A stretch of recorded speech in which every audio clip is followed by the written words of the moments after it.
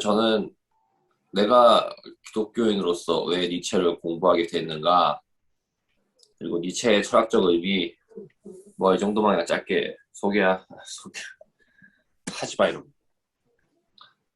짧게 소개하는 걸로, 소개하고 마무리하는 걸로 생각을 하고 있었어요. 그냥 하지 말라고. 안 할 거다. 조금만. 아, 싫어. 이런 거 계속 기록돼도 괜찮은 거죠? 조금만 그럼 가까이 온나. 왜? 너무 여기 공간이 많다. 이거. 아, 왜 나한테 자꾸 각도 강요해? 알았다. 때는 바야흐로 2012년 서진리라는 사람이 전역을 하고 난 후에 다시 서울중앙교회 학사관이라는 곳에 들어가게 됐을 때 이 공동체와 집단 생활에 이 염증을 갖고 있던 사람으로서 돈 때문에 학사를 들어가야 된다는 게 너무 싫었어요. 그리고 그때 그 당시에 대학부 담당 목사님 그 조모 씨라는 분은 그 굉장히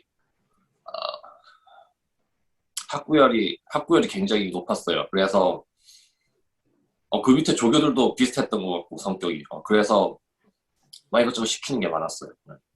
나는 그게 너무 싫었어요. 아, 이거 왜 해야 되지?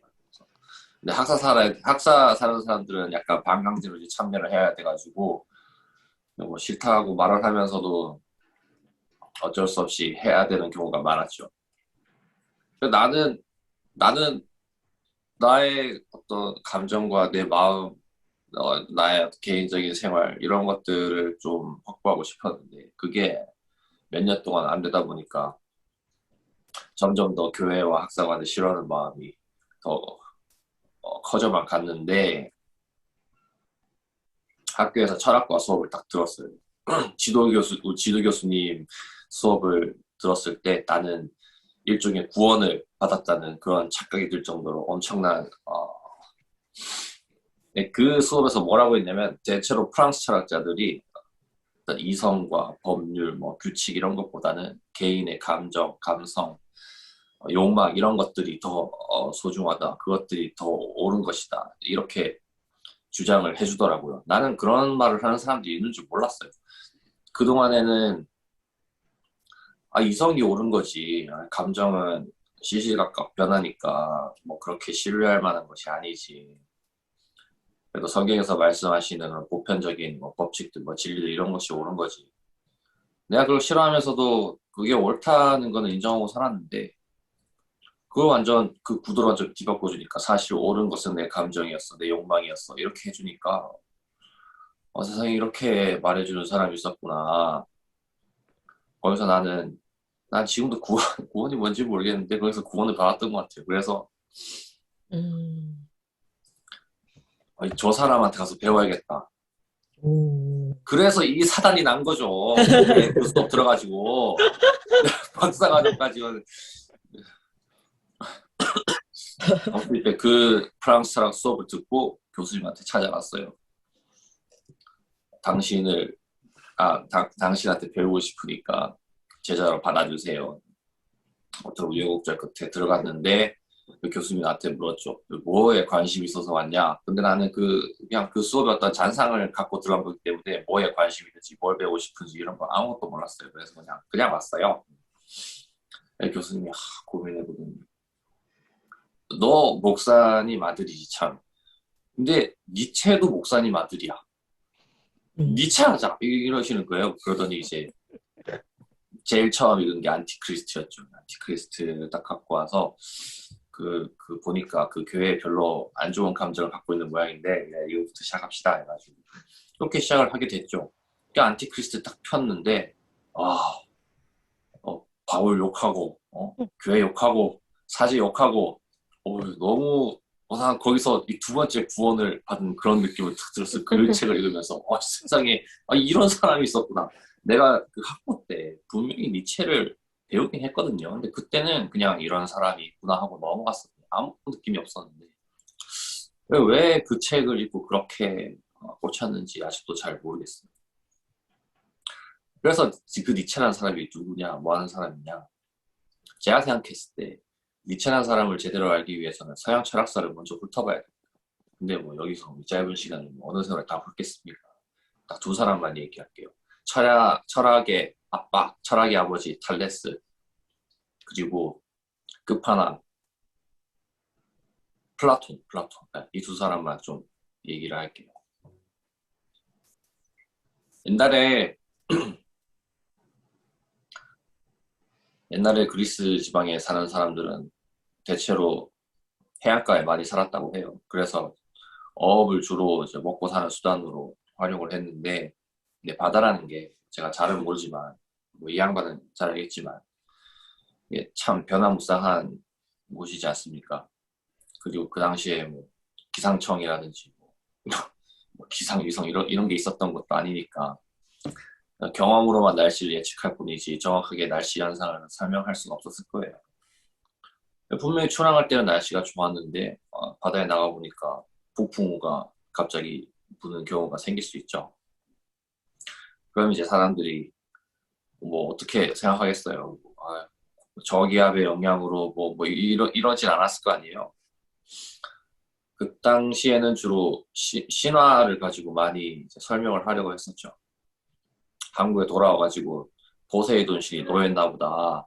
누가 잘못을 했는가 제비 뽑아가지고 그 사람 묶어서 뭐 바다에 집어 던졌겠죠.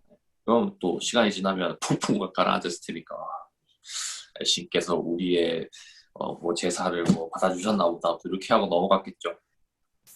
번개가 치면은 요즘 같으면 뭐 비례침 밑에 있으면 안전해 뭐 이런 걸 아니까 그나마 좀 겁을 덜 먹을 수가 있는데, 그 당시에는 뭐 제우스 신이 노했나 보다 뭐 이렇게 생각을 했겠죠. 그래서 또 한 놈 잡아가지고 뭐 죽이든지 해가지고 뭐 그런 식으로 이제 살아왔다면, 탈레스라는 사람은 그 신화적 사고방식에서 이성적 사고방식으로의 전환을 일으킨 사람입니다. 이 사람이 뭔 얘기를 했냐면은 만물의 근원은 물이다 이렇게 얘기했어요. 그러니까 이 세상, 이 만물, 이 모든 현상들의 근거가 다 물에 있다는 거예요. 현대인의 입장에서 보면은 이게 뭐 개소리인가 싶겠지만, 그래도 그 사람은 나름대로 이제 이성을 활용해서 그런 결론을 도출한 거예요. 바다는 물이죠. 물에서 이제 자기들이 먹을 것들이 막 나오고 있고, 비가 내리니까 풀이 자라고, 사람도 물을 마시니까 이렇게 생명을 유지하고, 뭐 동물도 식물도 마찬가지고, 뭐 이런 현상들을 관찰하면서 얻은 결론이 아닐까 싶긴 해요. 근데 이제 여기서 이제 우리가 서양 철학의 특징 몇 가지를 좀 유추해 볼 수가 있는데, 그 중 하나가 바로 이제 이성 중심적 사고라는 것이죠. 이게 리모컨인데 여기 물이 있습니까? 이게 여기에 물이 있나요? 이 바다에 여기 물이 있나요? 있어. 여기 물이 있다고? 수분. 아씨. 감각 경험으로는 분명히 물이 없는데, 근데 탈레스는 얘의 근본도 물이라고 지금 주장을 하는 거란 말이에요. 이게 무슨 뜻이냐면은, 감각 경험으로는 보이지 않는데 이성으로 보이는 그 뭔가를 주장한다는 것이죠. 그리고 또 한 가지는 이 세상에 이 삼라만상 수많은 존재들, 수많은 현상들의 근원을 다 물 하나로 이렇게 설명을 하려고 한단 말이에요. 그 보편적 개념이라는 단어를 우리가 사용할 수 있겠죠, 여기에. 물. 이건 보편적 원리다. 다양하고 수많은 존재자들, 그 다음에 현상들을 하나의 원리로 설명을 하려 한다는 것이니까, 보편과 개별, 뭐 보편과 다양, 뭐 이런 어떤 구분이 생겨났다고 볼 수 있겠죠, 탈레스에서. 근데 이제 탈레스 이후로 철학이 발전하면서 뭐 엠페도클레스 같은 경우에는 뭐 물 갖고 되겠냐, 물, 흙, 공기 한 4개는 있어야 되지 않냐, 뭐 이렇게 주장하는 사람도 있었고, 또 어떤 사람은 아니다, 눈에 보이진 않지만 그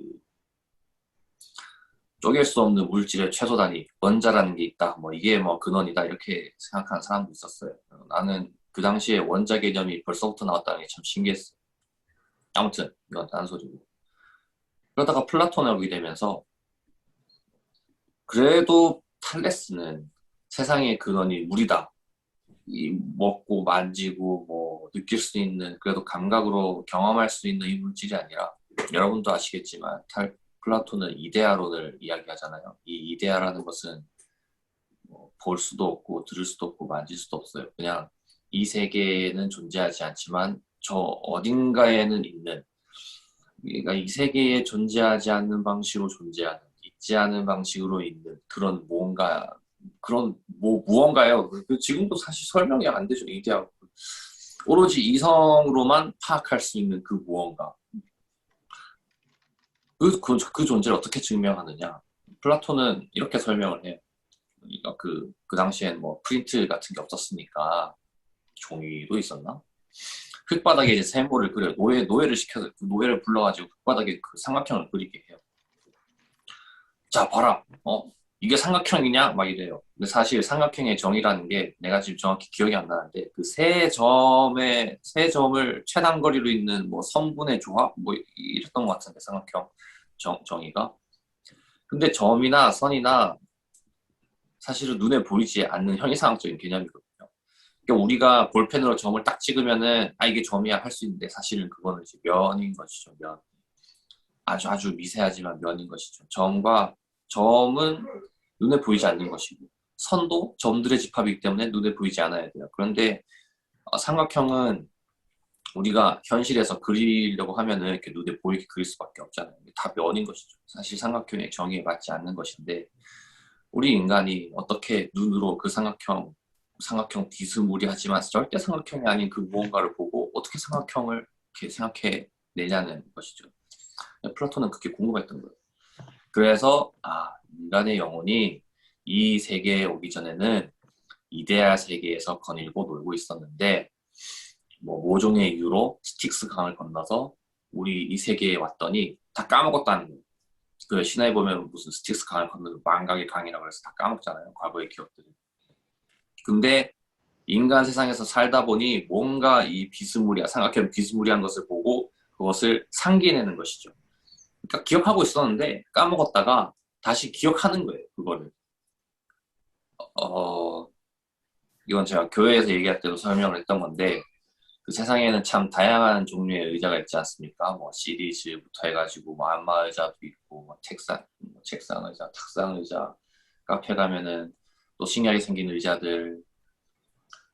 사실은 그 모든 것들이 다 다르게 생겼단 말이죠. 다 다르게 생겼는데 사람은 그걸 다 볼 때마다 똑같이 의자라고 이야기를 한단 말이에요. 아니면은 제가 면접장에 갔어요. 어떤 회사의 면접장에 들어갔는데 생전 처음 보는 의자가 거기 앉아 있을 거 아니에요. 사실 의자라고 하기도 전에 내가 딱 방에 들어갔는데 생전 처음 보는 무언가가 있어요. 근데 나는 그걸 보고 저게 의자구나 라고 느낄 새도 없이 바로 의자라고 파악을 한단 말이죠. 생전 처음 보는 건데. 경동시장에 갔어요.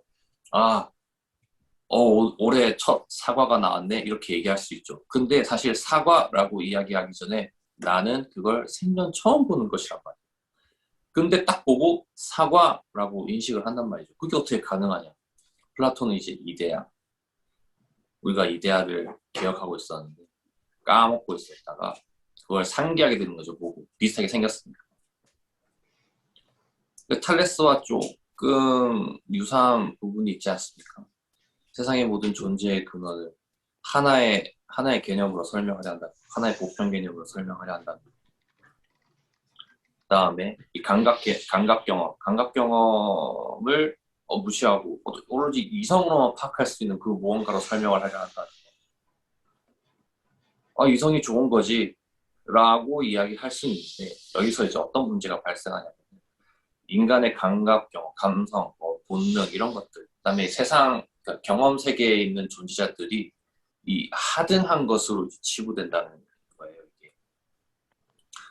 플라톤의 동굴의 비유를 보시면은 죄수들 혹시 동굴의 비유 아시나요? 죄수들 동굴 안에 죄수들이 묶여 있어요. 이렇게 고개를 돌릴 수도 없어요. 그 뒤에서 막 그림자 같은 거 있잖아요. 뭐 이런 식으로 개 만드는 그런 그림자 있잖아요. 그걸 해주는 거예요. 동굴 안에서. 그 죄수들은 그 동굴 벽에 비친 그 그림자만 보고 저게 개구나 라고 생각을 하는 거예요. 근데 뭐 어떤 이유를 알 수 없지만 어떤 사람이 딱 풀려나서 그 뒤에 본 거예요. 그 사람이 이제 여러 번 있었던 거죠. 내가 본 게 걔가 아니었구나. 그래서 막 동굴밖을 막 기어 올라가요. 기어 올라가서 바깥에서 딱 보니까 거기 진짜 걔가 있었던 것이죠. 그러니까 동굴 안이 우리가 사는 세상이고 동굴 밖이 진짜 세상이었던 거예요. 그게 플라톤의 이원론이라고 하는데 세상을 이제 두세 개로 쪼개서 보는 거예요. 감각 경험, 감각 세계, 이 경험 세계, 우리가 살고 있는 이 세계는 동굴 안에 있는 세계, 그림자의 세계인 거죠. 내가 분명히 보고 듣고 만지고 있는데 이것들이 사실은 다 그림자라는 거예요. 실체가 아니라는 거예요. 또 진짜는 어디 있느냐? 경험할 수 없는 어딘가에 이데아의 세계에 있다는 것이죠. 플라톤의 말은. 그렇게 해서 이 이성적 능력, 그리고 또 실체, 존재, 그 다음에 어떤 그것들을 보증해주는 진리, 이런 것들이 철학에서 굉장히 중요시되고, 감각 경험, 내 생각, 나의 의견, 나의 또 욕망, 본능, 이런 것들은 하등한 것으로 취급되는 그런 어떤, 뭐랄까, 경향이랄까? 이런 것들이 이제 서양 철학에 아주 깊이 뿌리박히게 되었고, 또 이것이 기독교와 만나면서 서양 문화의 두 기둥이 되게 되죠. 뭔가 니체가 설명하기로는 이제 플라톤과 기독교가 굉장히 성향이 비슷하다고 생각을 했어요. 니체는 신을 상정하는 것도 그렇고, 그다음에 이 세계를 둘로 나누는 것도 그렇고, 또 인간 경험과 또 감정 이런 것들을 좀 낮게 보는 것도 그렇고, 그래서 이 둘이 짝짝꿍을 해가지고 서양 세계를 먹어버렸다. 근데 이제 이 진리를 이제 중요시하는 이런 경향을 니체가 왜 안 좋게 봤냐면은, 그러니까 이런 거예요. 인간이라면 당연히 이렇게 살아야 돼. 이런 소리를 좀 하죠. 그러니까 이게 이데아의 잔재라고 니체는 본 거예요. 그러니까 이데아의 세계에 인간의 이데아가 있는데 그 이데아 갖고 있는 속성들이 있을 거 아니에요. 착하게 살아야 된다든지, 공부를 열심히 해야 된다든지, 뭐 이런 것, 예를 들어서 이런 것들이 있다고 생각을 해봅시다. 근데 이제 한국의 상황에 보면은 뭐 어떤 사람은 어떤 음악적 재능이 있을 것이고, 뭐 어떤 사람은 미술의 재능이 있을 것이고, 어떤 사람은 뭐 기계 만지는 거에 재능이 있을 것인데, 근데 인간이라면 당연히 공부를 해야지, 인간이라면 당연히 수능을 쳐서 대학을 가야지, 이런 식인 거예요. 그러니까 보편이 오히려 사람을 억압하는 그런 기제로 작용하기 시작했다는 거죠. 니체가 생각하기에는 사실 그거는 진리가 아닌데, 그러니까 진리라고, 그것이 이데아야, 그게 뭐 이 세상의 근원을 이루는 것이야, 이렇게 그냥 상정을 해버리고 그것을 개별자들을 오히려 억압하는 그런 상황으로 점점 변해갔다는 것이죠. 그 당시에는 뭐 이데아를 상정해서 세계를 설명하는 것이 뭐 세상을 살아가는 데 도움이 됐을지는 모르겠으나, 시대가 변하면서 그것들이 오히려 사람들을 억압하고 사람들이 삶을 제대로 살아내지 못하게 하는 그런 억압하는 기제로 점점 작용하게 되었다. 니체는 이렇게 생각했던 거예요. 르네상스 시대가 중세 시대에 한창 이제 신중심 사회가 되었다가 르네상스 시대가 오면서 과학기술이 발전하고 또 사람들이 이렇게 의식이 점점 깨어지게 되면서 기독교의 영향력이 약화되기 시작했죠. 갈릴레 같은 사람은 뭐 또 증명도 했잖아요. 뭐 지동설, 그동안 이제 천동설이 주류였는데 지동설을 주장한다든지. 그래서 사람들이 그동안 절대적인 가치라고 믿어왔던 이 기독교가, 그리고 이 서양 이성 중심 철학이 영향력을 점점 잃게 되면서 사람들이 허무주의에 빠지게 됐다고 니체는 봤어요. 그러니까 뭐 쉽게 말하면 이런 거죠. 내가 왜 살아야 되지? 교회에서는 분명히 답을 주잖아요. 하나님 뜻대로 살아야 돼. 너가 여기 온 거 목적이 있어. 기도를 열심히 해봐. 근데 이제 그런 말들이 영향력을 잃게 되면서 허무주의에 빠지게 된 것이죠. 그런 것들이 설득력이 떨어지니까 내가 왜 살아야 되지? 근데 사람들이 이 서양 철학이나 기독교의 영향력이 약해지기 시작, 그런 절대적인 가치들이 영향력을 잃기 시작하면은 이 자기가 또 다른 이제 어떤 절대적인 그런 가치, 나에게 그 삶의 이유를 외부에서 줄 수 있는 그런 가치들을 찾기 시작했다는 거예요. 니체는 그게 노예 근성이라고 생각을 했어요. 오히려 허무주의가 찾아왔을 때 네가 스스로 네가 살아갈 삶의 의미를 부여하고 삶의 가치를 네가 창조해야지. 왜 또 다른 기독교를 찾으려고 하고 또 다른 서양 철학의 어떤 저 보편 개념을 찾으려고 하냐.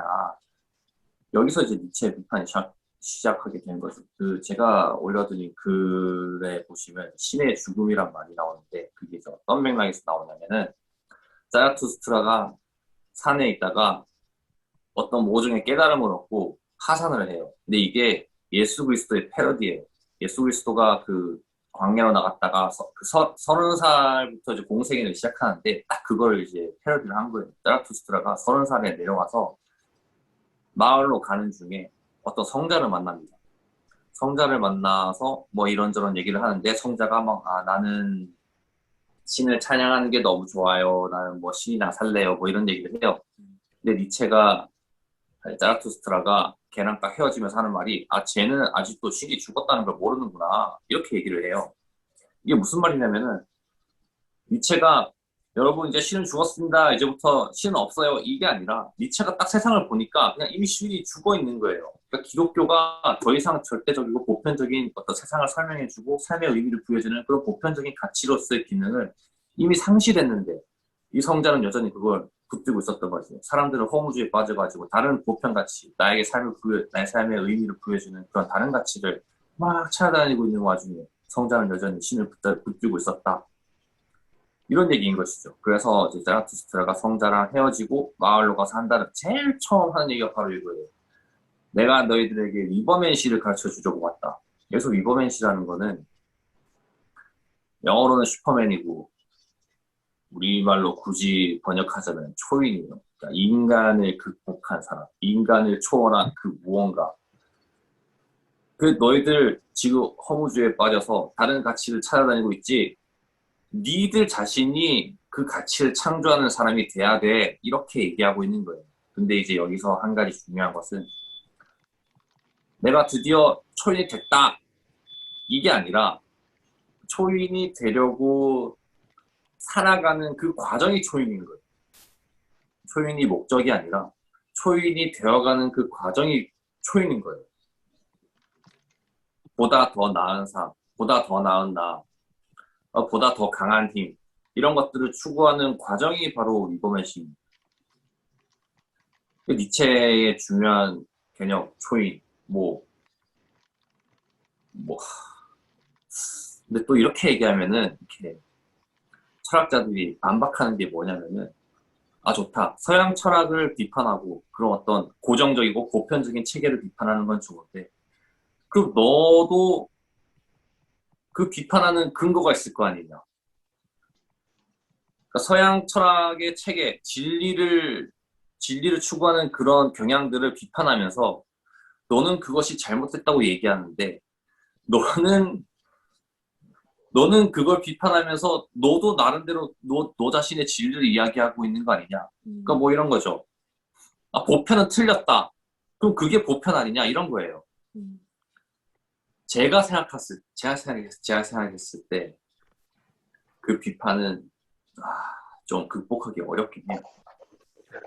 왜냐하면은 니체가 봤을 때 인간의 삶의 방식 자체가 이 이성을 사용하고 있고 보편 개념을 어쨌든 사용을 하고 있기 때문에 사유 활동을 하는 한, 니체도 막 글을 되게 많이 썼단 말이에요. 그 이성적인 활동을 하는 한 그 보편이라는 그 개념을 탈출하기가 되게 어려워. 거기서 벗어나서 그것을 바라보고 그것을 비판하기가 되게 어려운 거예요.